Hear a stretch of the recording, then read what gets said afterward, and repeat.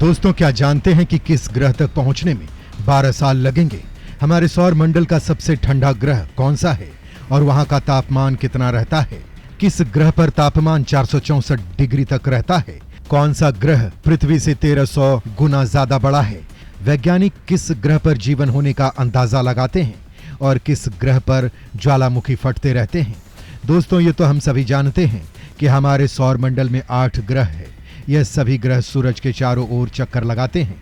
हालांकि पृथ्वी के अलावा बाकी ग्रह भी ग्रह ही है, लेकिन बात जब जीवन की आती है तो हमारे सौर मंडल में सिर्फ पृथ्वी ही एकमात्र ऐसा ग्रह है जिस पर जीवन है, वरना दूसरे ग्रहों पर इंसान तो क्या, किसी भी तरह का कोई जीव जंतु और पेड़ पौधे कुछ भी नहीं है। यहाँ तक किसी तरह का कोई वायरस या बैक्टीरिया भी नहीं है और ना ही पानी वगैरह। कहने का मतलब ये है कि जिन परिस्थितियों में किसी भी तरह का जीवन संभव हो सकता है, ऐसी किसी भी तरह की स्थिति किसी ग्रह पर नहीं है। अगर है तो सिर्फ चट्टानें, ऊंचे पहाड़, गहरे गड्ढे और या तो बहुत ज्यादा हाई टेम्परेचर या बहुत ज्यादा लो टेम्परेचर। जैसा कि आपने इन दिनों चंद्रयान 3 मिशन के बाद से न्यूज वगैरह या अखबार वगैरह में चांद के बारे में भी जाना ही होगा कि चांद के एक तरफ के हिस्से पर हमेशा लो टेम्परेचर रहता है और दूसरे तरफ के हिस्से पर हाई टेम्परेचर रहता है। यही नहीं दोस्तों, चंद्रमा का गुरुत्वाकर्षण भी पृथ्वी से बहुत ज्यादा अलग है और यहाँ एटमॉस्फेयर तो है ही नहीं। लेकिन अब भविष्य में जीवन की संभावनाओं को देखते हुए वहां पर पानी का पता लगाया जा रहा है। वहां की मिट्टी और वहां के वातावरण के बारे में और भी जानकारी इकट्ठी की जा रही है कि वहां पर किसी भी तरह का कोई जीवन है या नहीं। भविष्य में वहां पर इंसान के रहने लायक कंडीशन को डेवलप किया जा सकेगा या नहीं, क्योंकि दोस्तों दुनिया के कई देशों का चांद पर भविष्य में इंसानी बस्ती बसाने का इरादा भी है। वैसे तो ये बात हुई चांद की, जो ग्रह नहीं है बल्कि पृथ्वी का ही उपग्रह है, लेकिन चांद पर ही ज्यादा फोकस इसलिए है क्योंकि चांद पृथ्वी से सबसे नजदीक है, इसलिए वहां तक जल्द से जल्द पहुंचा जा सकता है।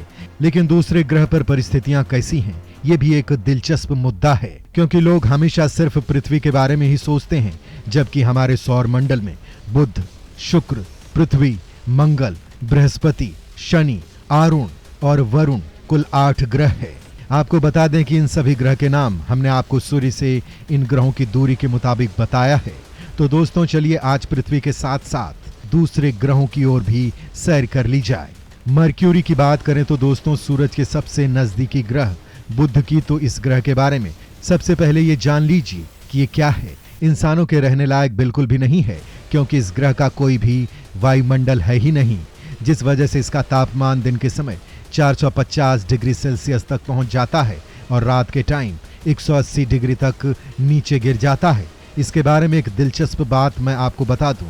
हालांकि मरक्यूरी सूर्य से सबसे नजदीक है और इसकी सूर्य से दूरी 68.889 मिलियन किलोमीटर ही है, लेकिन फिर भी ये हमारे सौर मंडल का सबसे गर्म ग्रह नहीं है। अगर यह सबसे गर्म ग्रह नहीं है तो कौन सा ग्रह सबसे गर्म है? वायुमंडल के अलावा बात करें इसके सरफेस की तो इसका सरफेस भी चांद की तरह ही है, जिसमें बहुत सारे गड्ढे हैं जो कि कई किलोमीटर लंबे, चौड़े और गहरे भी हैं। आपको जानकर हैरानी होगी कि बुध पर सबसे बड़ा गड्ढा 1500 किलोमीटर व्यास का है। हालांकि ये गड्ढा काफी बड़ा है, लेकिन ग्रह के साइज की बात करें तो उसका साइज पृथ्वी से 60% तक छोटा है। यही नहीं दोस्तों, ये हमारे सौर मंडल का सबसे छोटा ग्रह भी माना जाता है। वेनस यानी शुक्र सूर्य से 108.92 मिलियन किलोमीटर की दूरी पर स्थित है। इस ग्रह के बारे में दोस्तों सबसे दिलचस्प बात यह है कि ये ग्रह हमारे सौर मंडल के उन 2 ग्रहों में से एक है जो कि अपनी अक्ष पर उल्टा यानी पूर्व से पश्चिम की ओर घूमते हैं। है ना दिलचस्प? अब बात करें इस ग्रह पर जीवन की संभावनाओं की। इस ग्रह पर जीवन किसी भी कंडीशन में पॉसिबल नहीं है और इसकी वजह है कि यह ग्रह हमारे सौर मंडल का सबसे गर्म ग्रह है।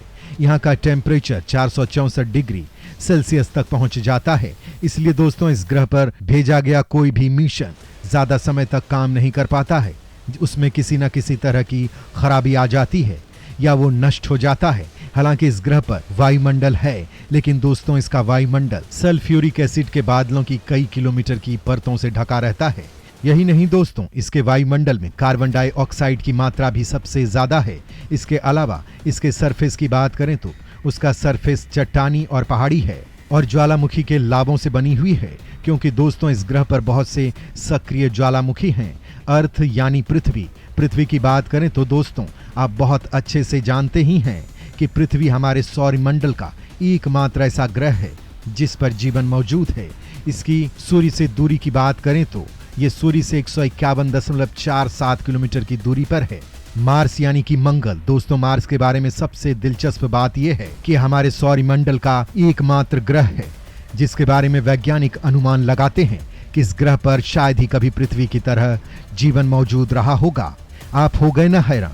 लेकिन वैज्ञानिक ऐसा क्यों सोचते हैं? इस ग्रह पर कभी जीवन की संभावना होने की कई सारी वजह हैं। जैसे बात करें इस ग्रह के टेम्परेचर की तो इस ग्रह पर सबसे कम टेम्परेचर 55 डिग्री तक रहता है और सबसे ज्यादा 30 डिग्री। वहीं बात करें इसके सरफेस की तो इसका सरफेस और सॉइल रेड कलर की है और इसकी वजह से प्लेनेट की मिट्टी में आयरन की मात्रा बहुत ज्यादा है। इसके अलावा दोस्तों यहाँ का सरफेस हमारी चट्टानी और रेगिस्तानी इलाकों से मिलती जुलती भी है। हाँ, बस प्रॉब्लम यह है कि यहाँ का वायुमंडल पतला और ठंडा है, जिस वजह से यहाँ पर पानी ज्यादा देर तक लिक्विड फॉर्म में नहीं रह पाता है। इसके अलावा धूप भरी आंधी और तूफान आना यहाँ बिल्कुल आम बात है। इसकी सूरज से दूरी की बात करें तो दोस्तों इसकी सूर्य से दूरी 228 मिलियन किलोमीटर है। जुपिटर यानी कि बृहस्पति, दोस्तों ये प्लेनेट हमारे सौर मंडल का सबसे बड़ा प्लेनेट है। ये प्लेनेट इतना बड़ा है कि इसमें करीब 1300 पृथ्वी समा सकती है। लेकिन अफसोस यह ग्रह ठोस नहीं है बल्कि गैस और लिक्विड से मिलकर बना है। इसके वायुमंडल की बात करें तो दोस्तों इसके वायुमंडल में हाइड्रोजन और हीलियम गैस सबसे ज्यादा है और कुछ मात्रा में अमोनिया और मीथेन भी है। सूर्य से 778 किलोमीटर की दूरी पर स्थित ये ग्रह देखने में तो काफी खूबसूरत दिखाई देता है क्योंकि इसके चारों ओर रंगीन बादल छाए रहते हैं। लेकिन दोस्तों इस ग्रह पर मौजूद गैसेस की वजह से यहाँ पर सरवाइव नहीं किया जा सकता है।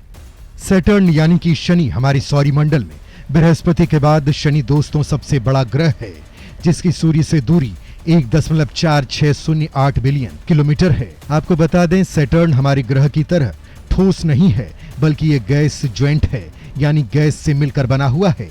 इसका 75% हिस्सा हाइड्रोजन और बाकी 25% हीलियम, मीथेन और बर्फ वगैरह से बना है।